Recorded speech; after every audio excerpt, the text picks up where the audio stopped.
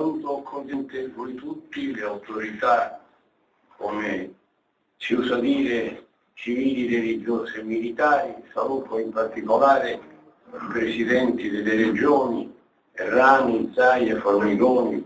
Emilia Romagna, Veneto e Lombardia, i presidenti delle province e in modo particolarissimo, consentitemelo, i sindaci, che sono così numerosi. Un saluto in modo speciale perché hanno un ruolo speciale, perché è la mia convinzione antica, costituiscono i pilastri dell'edificio costituzionale, della vita democratica e possono dare un contributo essenziale soprattutto in circostanze complesse e drammatiche come quelle che voi state ora vivendo. Sono stato nei giorni scorsi, e si è trattato di una singolare coincidenza perché era una visita da me da lungo tempo programmata nel Friuli e ho visto che cosa erano, perché hanno proiettato filmati e hanno raccontato storie, che cosa era il Friuli all'indomani del terremoto, qual è stato lo straordinario sforzo per reagire all'emergenza e per gettare le basi di una formidabile opera di ricostruzione e quello che gli si è detto da parte di tutti, a cominciare naturalmente dallo stesso Presidente della Regione o dallo stesso commissario di governo che ebbe pure parte così importante in quell'opera. Si è da parte di tutti detto l'essenziale è stato il ruolo dei sindaci, è stato l'impegno dei sindaci e credo che anche il nostro modo di organizzare e gestire la fase prima della immediata riparazione dei danni, superamento dell'emergenza acuta e poi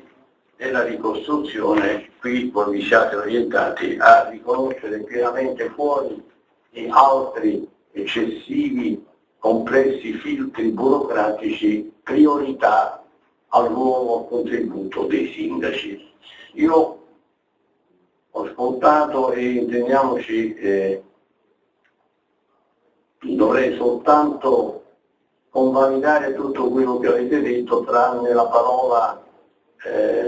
ringraziamento, il verbo ringraziare che non mi compete perché non c'è effettivamente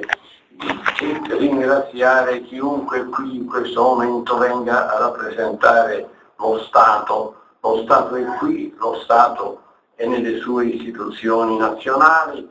lo Stato è a Palazzo Chigi e al Quirinale, lo Stato è in tutti i comuni oggi all'opera per fare la loro parte e io sono qui diciamo per dovere e per sensibilità e sono come ovvio qui per vedere e ascoltare. Ho solo cominciato ad ascoltare, penso che oggi pomeriggio ascolterò altre cose non meno istruttive e vedrò quello che c'è da vedere. Ho vissuto altri momenti di emergenza quando ho avuto tra il 1996 e il 1998 la delega alla protezione civile come ministro dell'interno e ricordo che cosa sono state le alluvioni a Vestigia, di Sarno, il terremoto in Umbria e nelle Marche, ma questa volta ci troviamo di fronte a qualcosa di molto serio, di molto grave e per molteplici aspetti, perché quello che in realtà già è venuto così bene alla luce dell'intervento non solo del Presidente Errani, ma di tutti gli altri che hanno preso la parola, è la pluralità, oltre che la vastità delle dimensioni, perché qui si è colpita e si è colpita al cuore un'area di eccellenze, possiamo ben dire al plurale, eccellenza dal punto di vista del patrimonio storico, artistico, culturale, religiosa,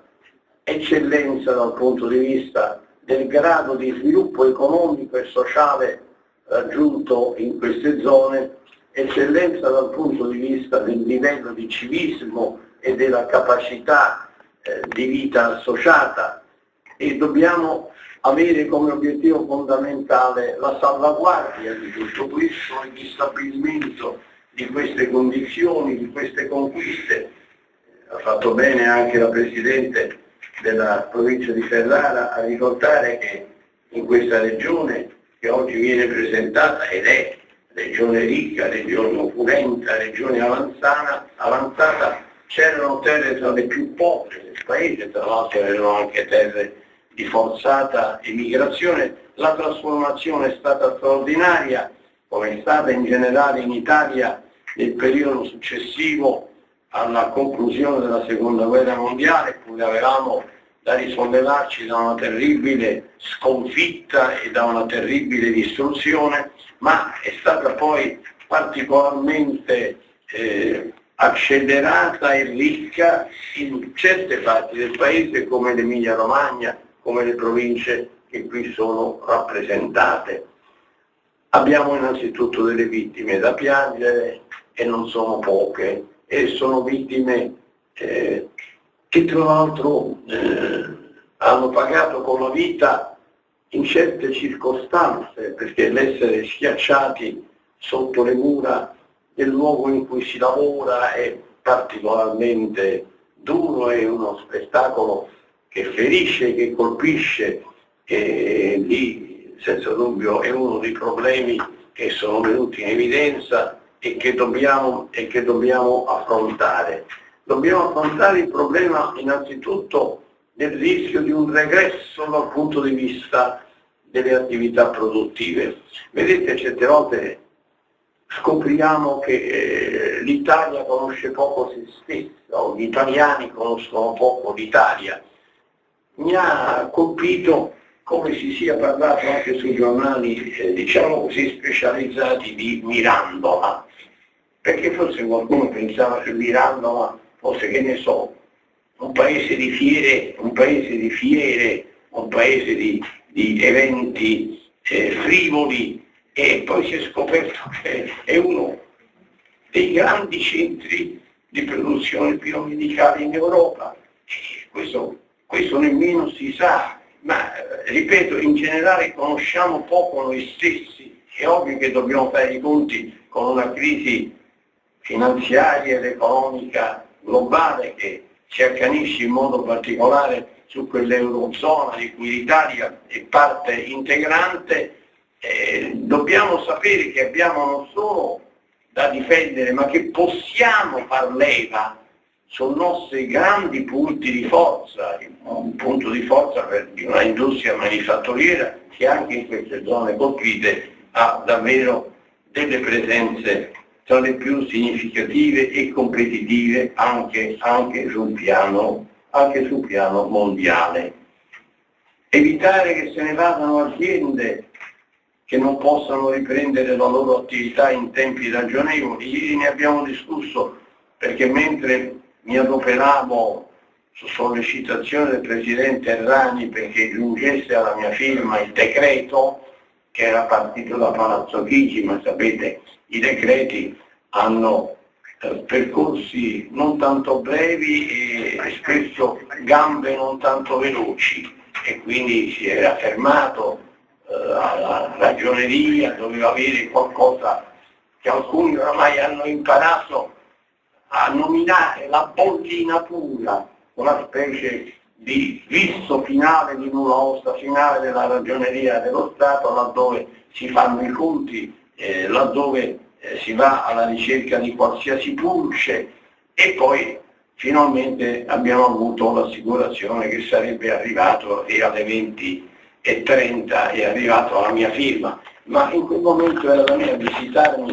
per la prima volta come nuovo presidente della Confindustria il dottor Squinzi, e abbiamo parlato molto di queste cose. Ci siamo anche messi in rapporto telefonico con il presidente Errani, era molto interessato a certe disposizioni del decreto, quelle che consentono anche dichiarazioni di agibilità temporanea, in maniera da evitare che fino al momento della definitiva certificazione di piena sicurezza, di piena messa in sicurezza degli impianti,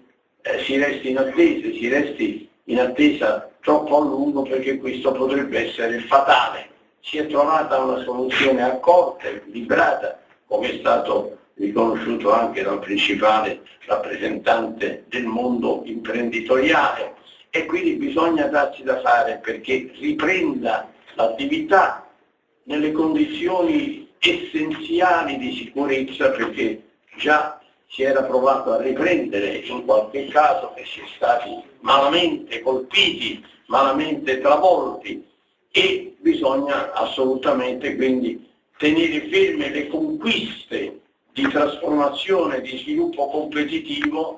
che questa parte dell'Emilia può vantare e che sono preziosi dal punto di vista generale del nostro sistema paese. Noi siamo un paese, l'Italia, che vive una natura difficile, come non molti altri. Abbiamo qualche altro paese nel mondo ad alto rischio sismico o ad alto rischio vulcanico. Noi siamo un paese ad alto rischio sia sismico sia vulcanico, e poi siamo un paese che corre rischi che potrebbe anche non correre. Questo è un altro discorso. Quando ci siamo visti con il dottor Gabrielli e con altri, quando ci siamo visti a Vernazza,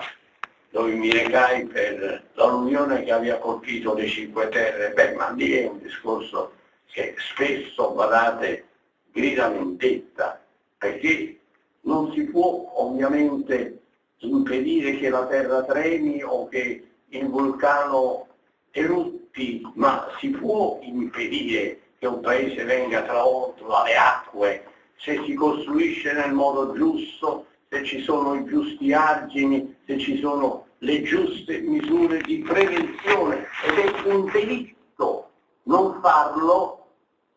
ed è un delitto che costa caro, molto più di quanto sarebbero costate le opere di prevenzione o il rispetto delle regole nel costruire. Quando c'è il terremoto, naturalmente si può facilmente dire, ed in larga misura è giusto dire che non c'è niente da fare per prevenire, c'è tuttavia molto da fare per essere in grado di reggere a un urto fatale. E questo è il discorso che ha fatto anche la Presidente della provincia di Ferrara, quando ha parlato della necessità e opportunità, perché oramai siamo abituati così e facciamo bene ad esserci abituati così in Italia, trarre anche dai momenti più drammatici opportunità positive. Io ho citato il Friuli è stato un grande esempio, perché effettivamente mi si diceva, anche quando ho concluso la mia visita a Pordenone, ma quest'area è rinata, quest'area ha fatto un balzo in avanti dopo il terremoto, per il modo in cui si è reagito al terremoto. Abbiamo colto l'opportunità e in questo caso sono d'accordo, bisognerebbe cogliere l'opportunità a livello nazionale, come abbiamo sollecitato che si faccia di fronte a zone a rischio di dissesto idrogeologico un piano di messa in sicurezza del territorio rispetto a quel rischio, così un piano di sicurezza nazionale rispetto al rischio sismico. C'è pare, lo possono dire gli scienziati e i tecnici, molto da rivedere nella mappa del rischio sismico, c'è molto da calibrare le possibilità di intervenire efficacemente per limitare i danni, per evitare le vittime, e questo bisogna farlo. Questo è un grande impegno che va anche al di là del superamento della situazione di emergenza e della ricostruzione in quest'area, che pure è oggi il nostro principale pensiero ed assillo. Guardi, io veramente, caro Presidente, non ho mai ritenuto che voi poteste dire ci pensiamo noi.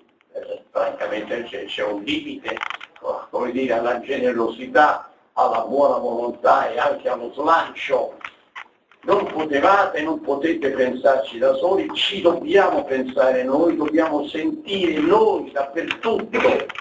nelle istituzioni e nella società come nostro il problema dell'emergenza e della ricostruzione. E in quale spirito muoversi lo ha detto assai bene il Presidente Errani, non sto a ripetere, deve essere uno spirito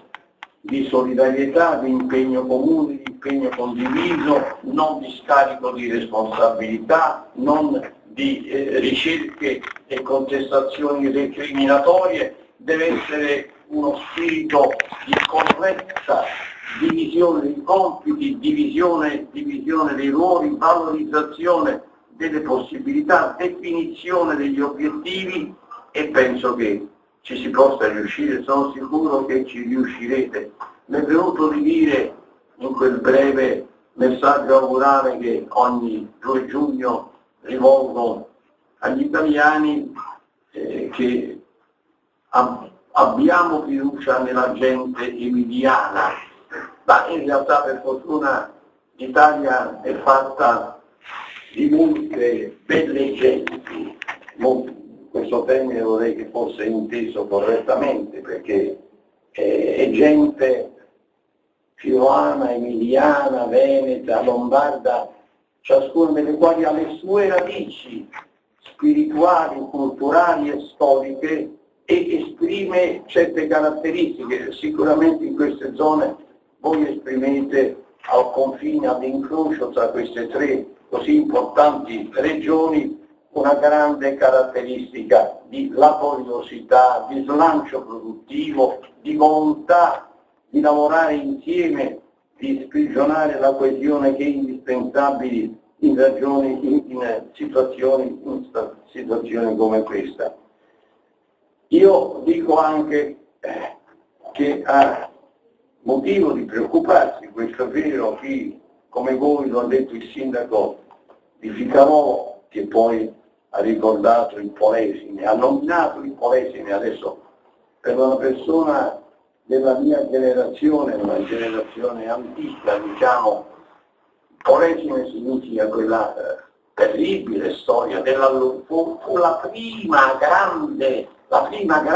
emergenza naturale in Italia, il primo grande fatto sconvolgente dal punto di vista della furia della natura. Poi ne abbiamo vissute altre. Potrei anche dire, scusate, lo dico perché dobbiamo non solo avere il senso di quel che abbiamo passato, ma dobbiamo avere soprattutto il senso di quel che abbiamo superato. La mia è anche una generazione che ha vissuto la guerra, e io so anche cosa significhi il terrore, la paura. Nella mia città ci furono 100 bombardamenti aerei molto pesanti, con rovine dappertutto, direi attorno alle case di ciascuno di noi. Noi siamo venuti fuori e fu duro e sembrava che non dovesse finire mai. Finiranno le scosse, finiranno, se è finita una grande guerra finiranno le scosse e bisogna reagire col massimo possibile di sangue freddo, di autocontrollo e predisporsi a superare anche altri momenti acuti e fino a poter superare completamente questo periodo così difficile, così duro, come ne abbiamo saputo superare altri. Mi sembra che si sia fatto un buon lavoro in stretta collaborazione tra il governo, la Presidente del Consiglio, la Presidenza della Regione Emilia per questo decreto. Lo sto ancora considerando, risolve i nostri uffici quando si tratta di decreto legge che può essere adottato soltanto in certe circostanze costituzionalmente previste. Prima di assumerci la responsabilità di una firma facciamo un vaglio, l'abbiamo fatto anche in questa occasione. Ieri sera devo dire francamente che all'ora a cui eravamo e alla vigilia della mia partenza l'ho firmato ad occhi chiusi, ma guardandolo dopo,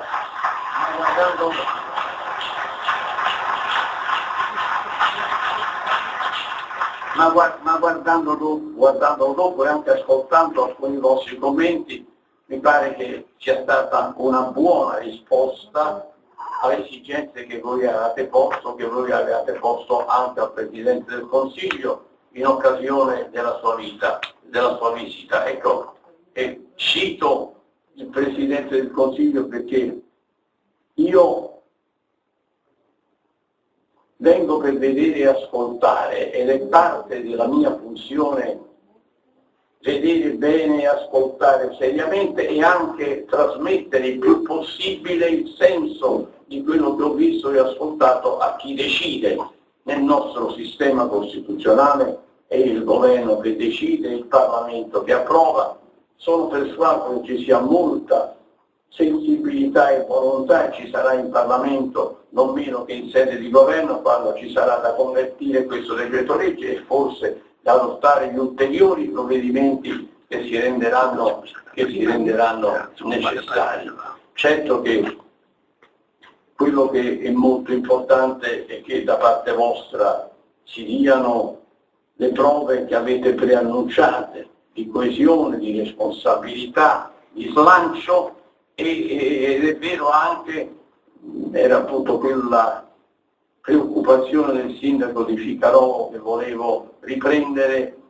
che bisogna stare molto attenti che non scemi l'attenzione appena è passata la fase incandescente, quella passerà e ci auguriamo presto, ma poi bisogna continuare a seguire, bisogna continuare ad ascoltare, a prestare attenzione, a intervenire. Io perciò vi ringrazio di quello che già voi avete potuto prospettarmi di quadro della realtà e delle esigenze. Ringrazio il Presidente Rani, ringrazio la Presidente Zappaterra, ringrazio il Dottor Gabelli, sono molto contento di questa sinergia che non sempre c'è stata così piena nel rispetto reciproco delle rispettive competenze e responsabilità tra il sistema della protezione civile e le istituzioni regionali e locali. Saluto molto affettuosamente i sindaci che hanno parlato, il sindaco